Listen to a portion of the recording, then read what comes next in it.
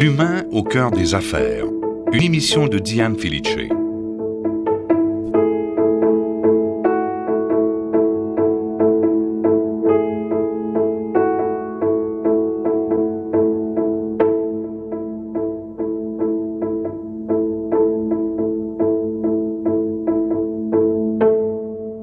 Bonjour, mesdames et messieurs, bienvenue à notre rendez-vous hebdomadaire L'humain au cœur des affaires.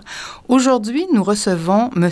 Michel Bondoc, président-directeur général du Groupement des chefs d'entreprise du Québec.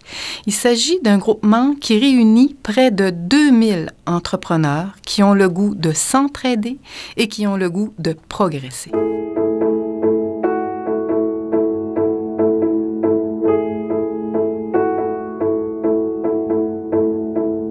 Bonjour, M. Bondoc. Bonjour, Diane. Vous êtes donc président-directeur général du Groupement des chefs d'entreprise. Vous voulez nous parler de la mission du groupement? La mission du groupement, c'est d'accompagner la progression des chefs d'entreprise et de leurs successeurs dans un esprit d'entraide. Et cette expression-là est très importante pour notre culture et notre manière de fonctionner, pour qu'ils exercent un meilleur leadership et réussissent mieux leur entreprise. Donc, ce groupement-là a près de 2000 membres? Oui, des chefs et des successeurs au Québec principalement, mais aussi en Belgique et en Suisse et un petit peu en France depuis 2 ans. Donc, vous fonctionnez, je pense, en cellule d'entraide? Oui, on appelle ça des clubs. Dans le langage d'aujourd'hui, on appelle ça des communautés de pratique ou des communautés d'apprentissage. En fait, c'est des groupes de pairs composés d'environ 9 chefs d'entreprise ou 9 successeurs. Et ils sont rassemblés par aspiration ou par besoin commun.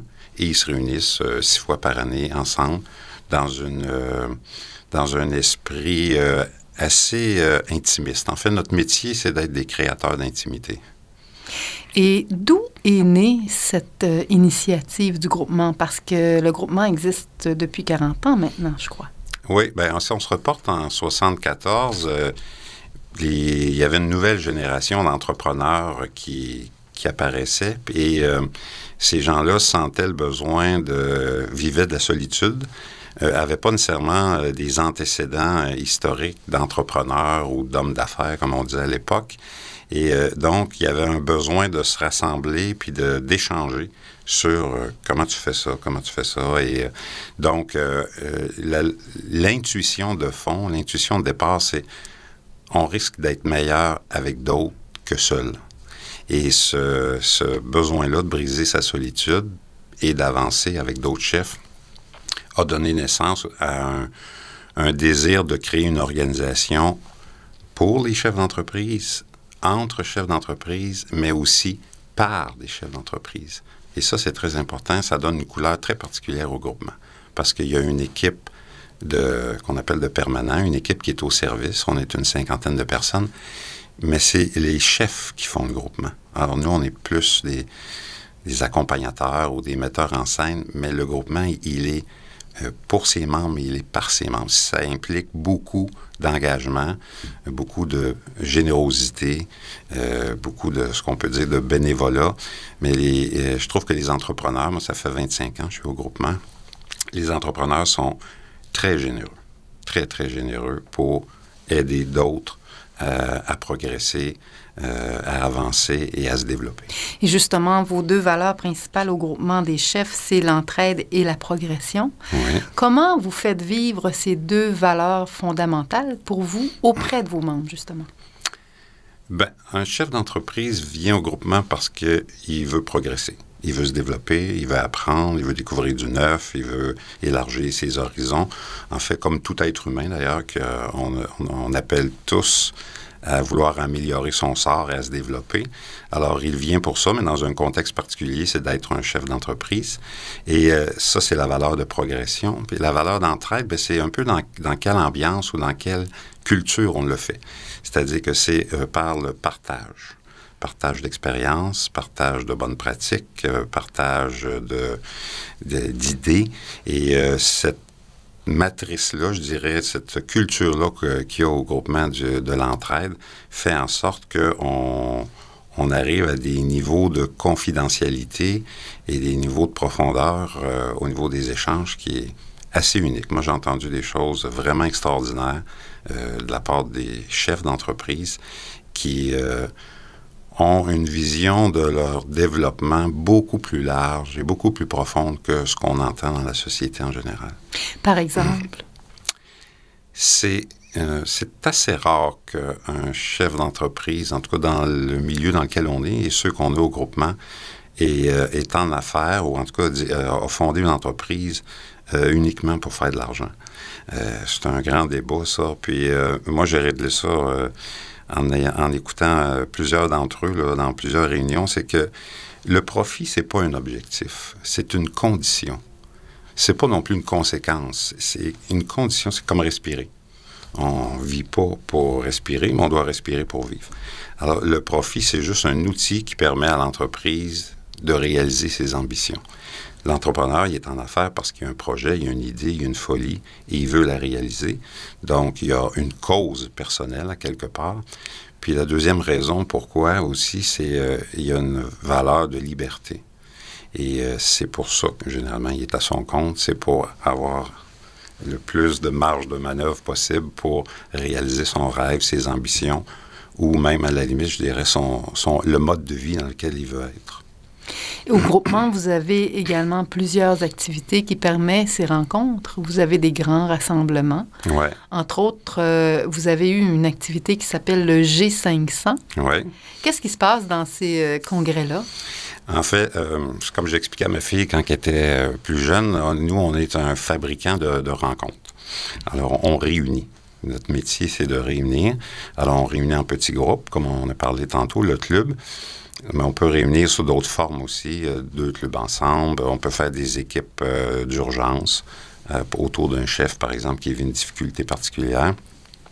On s'est réunis en région et ce que vous venez de parler, le G500, bien, c'est le grand événement annuel où les membres de toutes les régions et même d'Europe viennent pendant 24 heures préparer demain. Alors, le G500, c'est parce qu'on est 500 personnes, 500 chefs présents. Il y a le G8, il y a le G20, mais nous, on a créé le G500. Et il est orienté sur préparer le futur et développer ses habiletés pour mieux faire face au futur. Habiletés étant autant les savoir-faire, les savoirs, que le savoir-être. Qu'est-ce qui ressort de façon marquante de cet événement-là, entre autres le dernier qui a eu? Qu'est-ce qui est la tendance vers demain? Que l'entreprise ait une cause ou soit une cause. C'est-à-dire,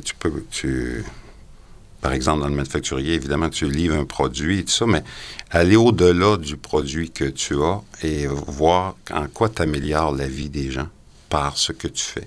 Alors, c'est un petit peu plus loin que juste dire, ben moi, je fabrique ceci, ou je fabrique cela, ou je délivre tel service, mais en quoi j'améliore un peu le monde. Alors, c'était un peu la trame de fond.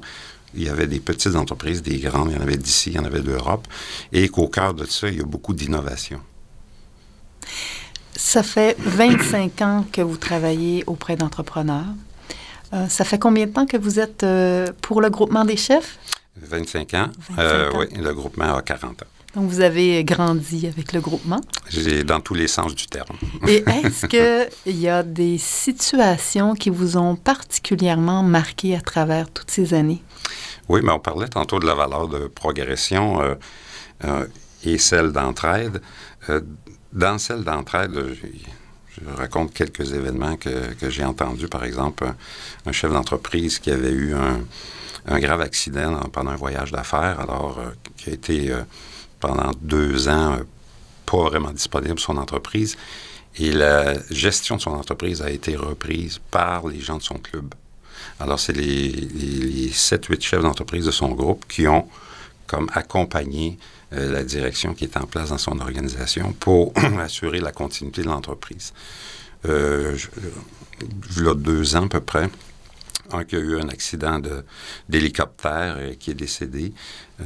1 heure après, les gens de son club allaient à l'entreprise pour aller aider l'épouse de ce type, de ce chef d'entreprise-là pour assurer la suite. Alors, le lien est fort ouais. à l'intérieur des clubs. Oui, oui. Moi, j'ai vu des chefs, quand on organise des équipes d'urgence, comme je vous parlais tantôt, pour une entreprise en difficulté, par exemple, ou une entreprise qui a eu un incendie, j'ai vu des chefs d'entreprise annuler un billet d'avion pour aller aider un autre chef qui ne le connaît pas, là. C'est juste parce qu'il est membre du groupement, il se dit, bon, moi, j'ai quelque chose à y apporter, puis je vais, puis c'est toujours bénévole. Au fond, les billes qu'on appelait dans le temps en campagne ouais. se transforment aujourd'hui à l'intérieur des chefs d'entreprise. Oui, exactement. C'est vraiment un esprit de partage, puis c'est toujours dans l'idée de payer au suivant. Alors, tu ne sais pas quand est-ce que tu auras besoin, et les gens sont très généreux de leur vécu. Mais surtout, ce qu'ils offrent, je pense, c'est une présence.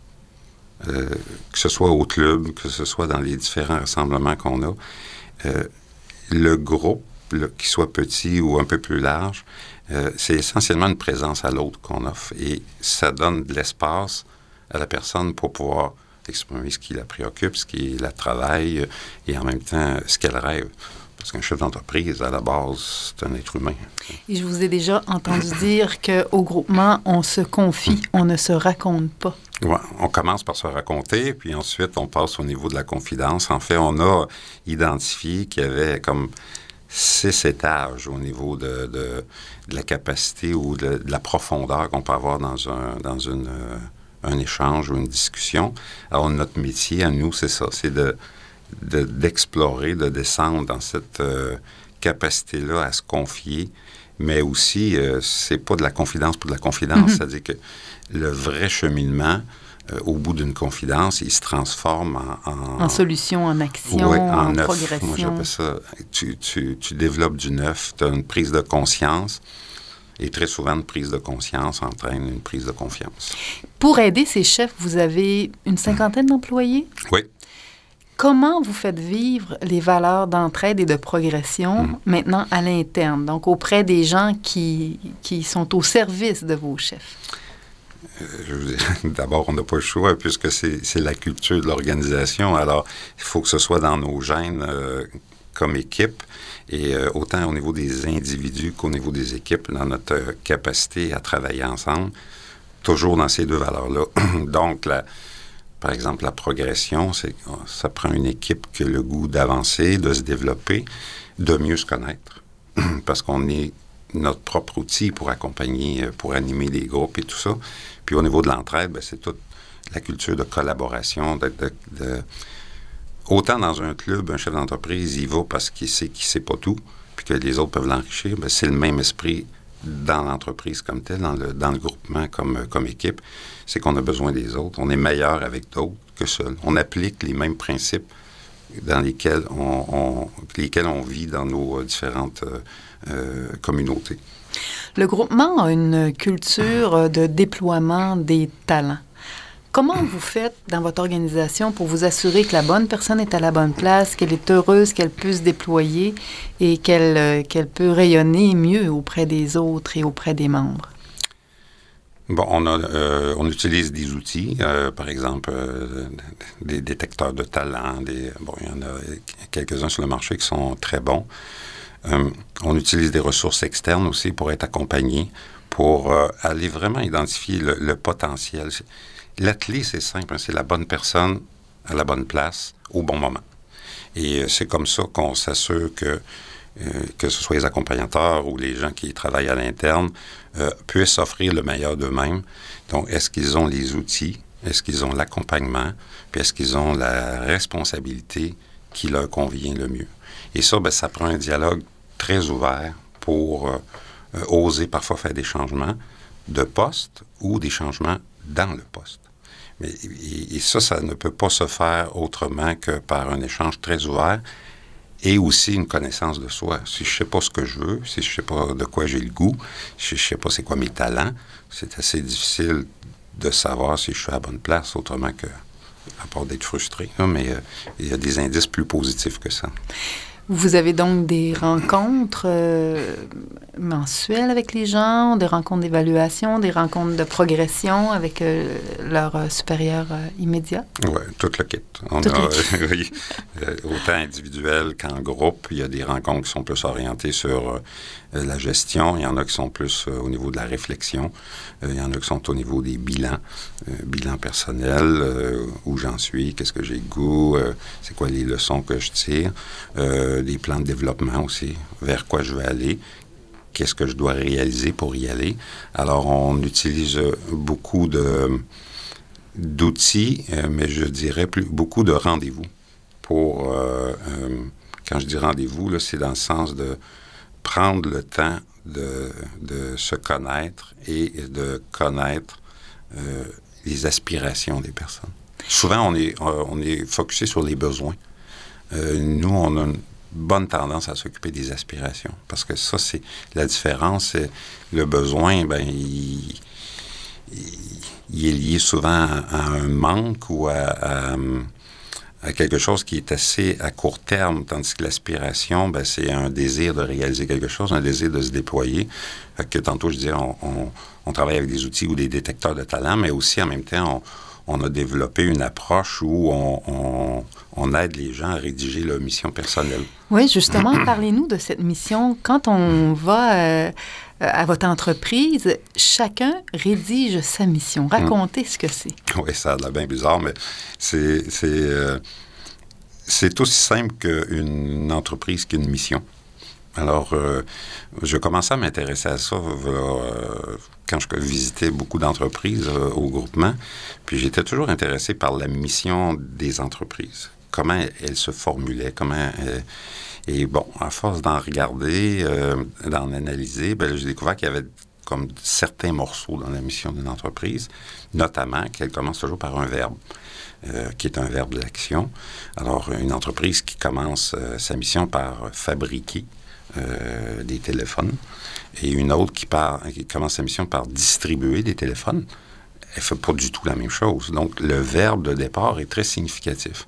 Et bon, de fil en aiguille, on est arrivé à un peu essayer de formuler ça, mais sur le plan personnel, individuel, et on a développé toute une méthode qui permet aux gens de nommer ce verbe moteur-là qu'on trouve dans les entreprises, mais qu'on trouve dans les personnes. Fait que chez des personnes, ça peut être le verbe de départ, ça peut être aider, développer, créer. Ce que je comprends donc, c'est que la personne rédige sa mission personnelle qui n'est pas nécessairement en lien avec la mission de votre entreprise. C'est que vous vous intéressez vraiment au cœur de ce qui anime chacune des personnes chez vous. Oui. C'est pas une description de tâche, c'est une mission personnelle, dans le sens que c'est qui est la personne, c'est son verbe moteur, ses valeurs, ses talents, un peu sa cause personnelle profonde et intuitive, parce que souvent c'est très intuitif. En fait, l'exercice qu'on fait dans ça, c'est qu'on met des mots sur une réalité que les gens vivent tout le temps. Là. C'est juste qu'on met des mots dessus. Et dans l'idéal, l'entreprise est un véhicule pour réaliser sa mission personnelle. Alors, c'est pour ça, comme j'ai fait cet exercice-là, là, 2 mois à peu près, j'ai fait le tour de tous les bureaux, puis je demandais aux gens qui avaient la mission d'afficher, dis-moi, dans les 2 dernières semaines, comment dans l'entreprise tu as vécu ce qui est écrit sur ta petite affiche de ta mission personnelle. Et les gens étaient capables de faire un lien avec soit leur talent, soit leur valeur, soit leur verbe moteur et tout ça. Alors, quand il y a un croisement entre les deux, c'est fantastique. Là. On a beaucoup de chance d'avoir des gens qui se développent et qui sont heureux dans ce qu'ils font. Et en faisant cet exercice-là, il y a des gens qui ont quitté le groupement parce que c'était pas exactement le bon véhicule pour ce qu'ils voulaient accomplir. Puis c'est parfait, les gens sont allés vers leur propre chemin, leur propre aventure personnelle. Vous êtes une pépinière de richesse humaine. Mm-hmm. Et quelle est votre mission à vous? Moi, c'est de créer des possibles auprès des personnes et des organisations en les accompagnant et en leur partageant mes intuitions pour... moi, ma cause profonde depuis tout le temps, c'est faire advenir un monde nouveau. Et quand je dis un monde nouveau, c'est un monde où il y a un mariage entre le social, l'économique et le culturel. Comment on fait pour savoir qu'on est dans sa mission? On se sent bien. C'est énergisant, au fond. Oui. Moi, personnellement, mon meilleur indicateur, c'est ma créativité. Parce que mon premier verbe, c'est créer. Alors, c'est sûr que quand je suis en situation de créativité, un, je suis bien, mais deux, c'est le signe aussi que je suis dans ma mission. Et on peut poser la question à l'inverse, c'est-à-dire que généralement, quand j'ai un chef d'entreprise avec qui on a travaillé justement sa mission, il me disait, j'observe que quand je me sens pas bien, c'est qu'il y a quelque chose dans ma mission qui va pas. Soit que j'utilise pas mes talents, soit que il y a une valeur qui est affectée ou que je ne peux pas pleinement vivre, soit que je ne suis pas en ligne avec mon rêve à long terme, soit que je ne suis pas dans ce que j'appelle mon verbe, là, qui est développé, créé, peu importe. Là. Alors, il y a une relation directe entre le bonheur personnel ou le bien-être personnel et la réalisation de qui on est. Vous, Michel Bondoc, comment vous faites en tant que dirigeant, puisque vous êtes un chef d'entreprise vous-même, pour vous assurer un ressourcement, pour vous assurer justement de vivre aussi dans vos valeurs qui sont l'entraide et la progression? J'ai essayé bien des choses. L'idée, c'est après ça, je pense que le défi avec les responsabilités, puis le changement, puis la vitesse, c'est de réussir à se créer un mode de vie. Je suis de plus en plus là-dedans. Installer des choses dans la vie que je sais qui sont parfaitement en ligne avec ce que j'ai le goût de développer ou de créer, dans mon cas, pour le futur. Et une des choses, de manière concrète, pour moi, l'écriture. Mon journal, comment on appelle ça dans ton journal? Journal de bord. Un journal intime. Oui, c'est ça, le journal intime, quand on était plus jeune. Mais ça, c'est pour moi, l'écriture, c'était vraiment un face-à-face qui me sert, qui peut-être pas tant me ressource, mais à tout le moins m'éclaire.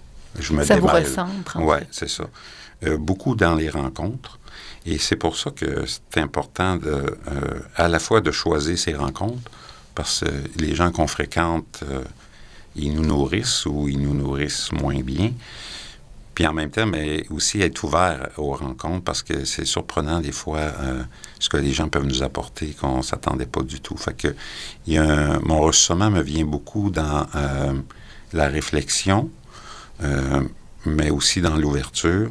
Puis, moi, j'aime beaucoup apprendre. Alors, j'aime utiliser des formations ou des stages ou des activités qui vont justement m'ouvrir puis me connecter à mes passions. J'aime pas apprendre pour apprendre.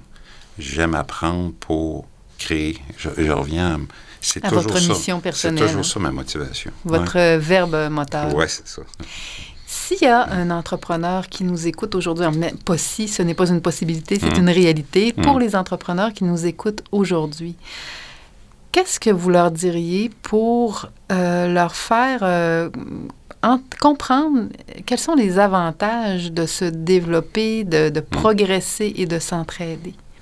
Les retombées de ça. Bien, si je le regarde pour moi, comme dirigeant d'entreprise, je peux être à la fois un formidable levier ou catalyseur de développement, puis je peux être aussi un formidable frein. Parce que j'ai la possibilité, de par ma responsabilité, de faire bouger les choses ou de les bloquer. J'ai constaté qu'il y a des entreprises qui ne se développent pas comme elles le pourraient parce que le chef s'occupe peut-être pas nécessairement des bonnes choses. Et une des premières choses qu'il a à s'occuper, c'est justement de s'ouvrir, de se nourrir, de se déployer, parce que l'entreprise n'ira pas beaucoup plus loin que là où le chef va aller.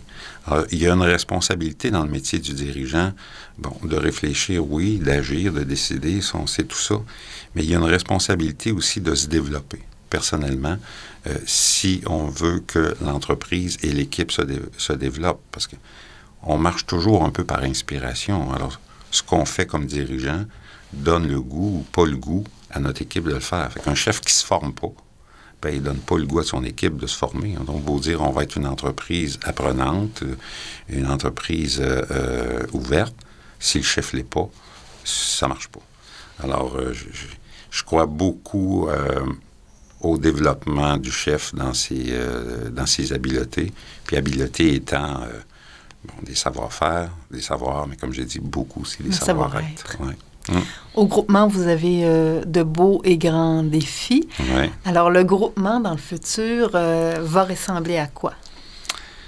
En fait, on rassemble des chefs propriétaires de PME.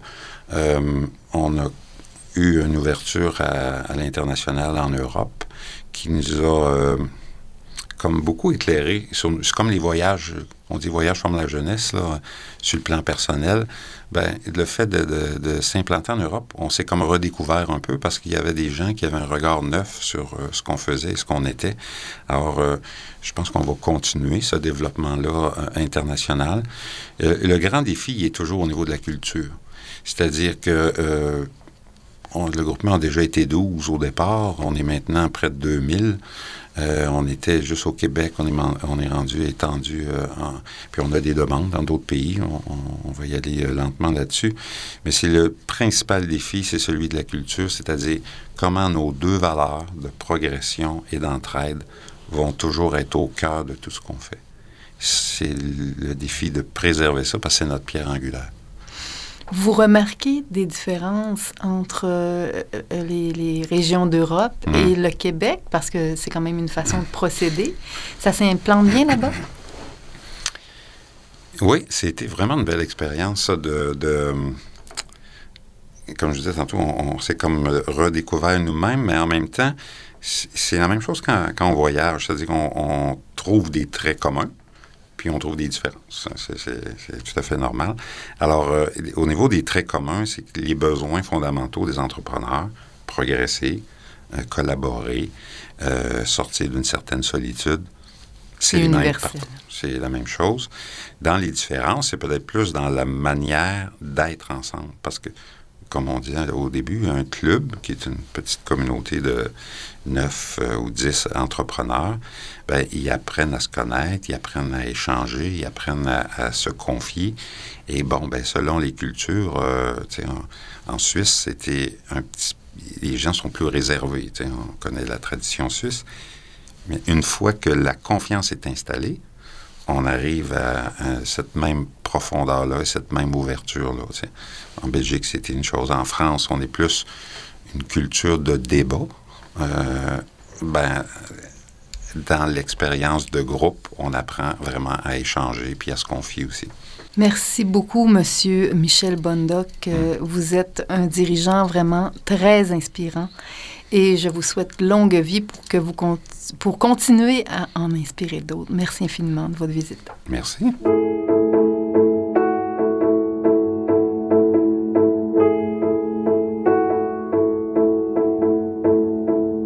Aujourd'hui, à l'émission L'humain au cœur des affaires, nous avons eu le privilège de nous entretenir avec M. Michel Bondoc, président-directeur général du groupement des chefs d'entreprise du Québec, un chef inspirant. En régie, Guy Lafrance, ici Diane Felice. Restez à l'écoute de Radio VM.